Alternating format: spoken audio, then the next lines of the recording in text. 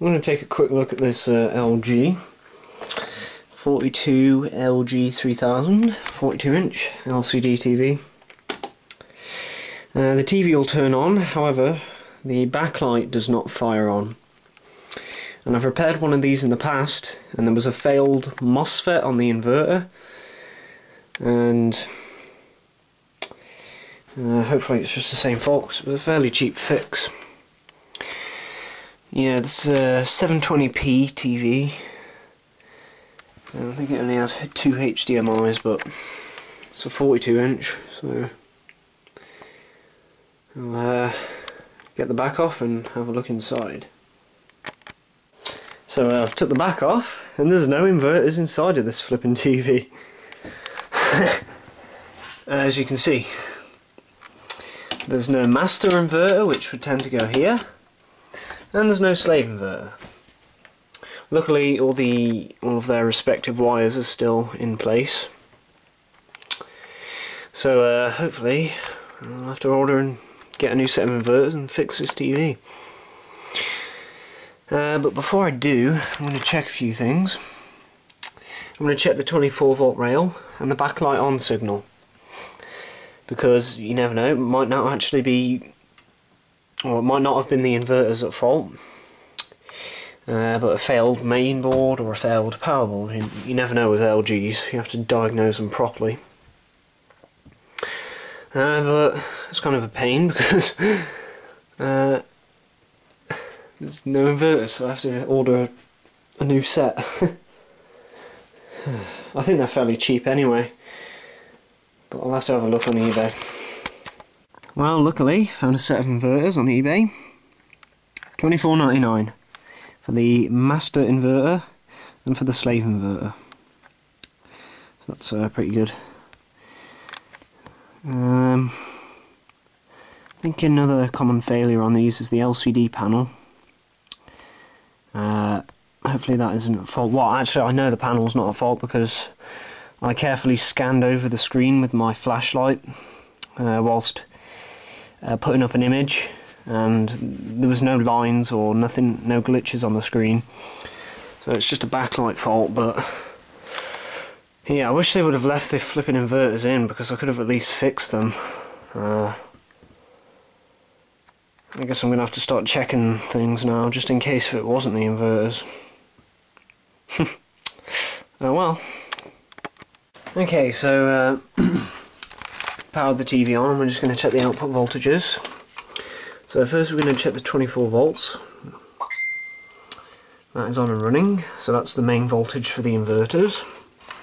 Now down here you'll see on this little legend we have an error pin, which is, if there's an error, the inverter will, there's a breakover diode which will send 3.3 volts and the main board will shut down the inverter.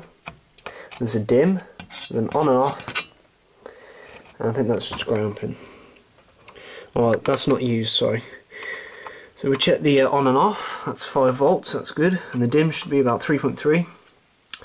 Yes, so we know that the inverters were being driven correctly. There still could be a fault where it breaks down in circuit, so say the 24 volt rail fails in circuit, but I highly doubt that. It is a possibility though. Oh, that connector's loose. That wasn't the power supply. So yeah, order those inverters and we'll see what happens. There could also potentially be a fault with the CFL tubes, but again that is unlikely because they rarely fail, but I have to consider everything.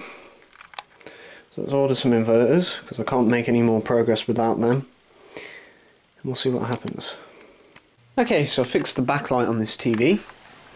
I've got 2 replacement inverters off eBay. As you can see, backlight is up. Unfortunately, this TV is going to be, I don't know if you caught that then, but oh yeah, we have a tab bond issue. And I did previously declare that these panels are prone to failing. I think I declared it on video, I can't remember because it was a few days ago. Well, these panels I've seen fail. So I'm going to flip the TV over and take the front bezel off, and we can see which tab is causing this issue here. So yeah, that's fun. Okay, so I've took the frame of the LCD module off, and here we can see our driver ICs which drive a section of the screen. So there's 6 ICs altogether which will drive, each of them will drive 1/6 of the screen. Now here's a classic example of garbage, basically. AUO, by the way. You can see out here the board is nice and flat, and then there's a huge bow, and then there's our failed tab bond.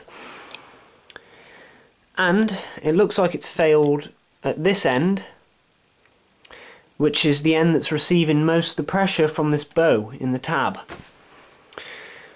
On the PCB, sorry. So that looks like the reason why it's failed, because of this just gigantic bow in the PCB. What a load of trash. And this side is nearly as bad, but this IC seems to be okay. And it's always this IC in this corner that fails, from what I've experienced. Because what it does is, this IC is addressed first, and it pulls up the first, or scans the first row of the screen.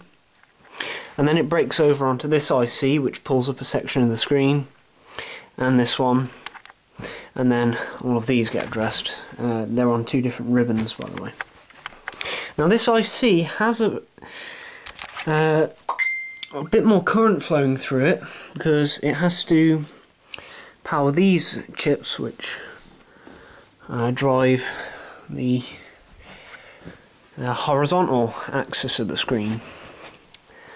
But it's always this chip that fails, and I've done several LCD panels where it's been that tab. Especially the Chime A's, they seem to be the worst, but these AUOs aren't much better. Now, as you can see, just flexing the PCB fixes the issue. So what I'm going to do is I'm going to put a piece of rubber on top of this IC, and so that it pushes the tab down so that it stays connected, and I'll show you that when I've done it.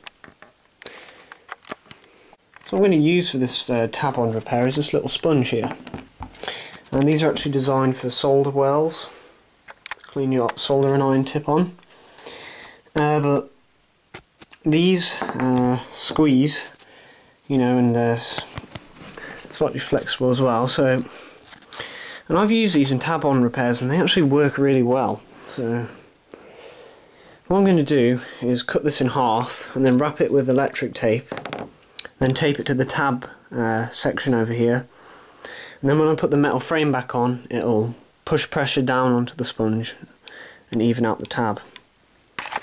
So I'll do that now, and I'll show you what the finished result looks like.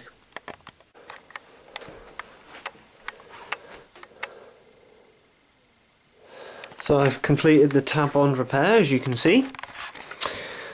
As you can see, the screen is now solid. So, nice easy fix.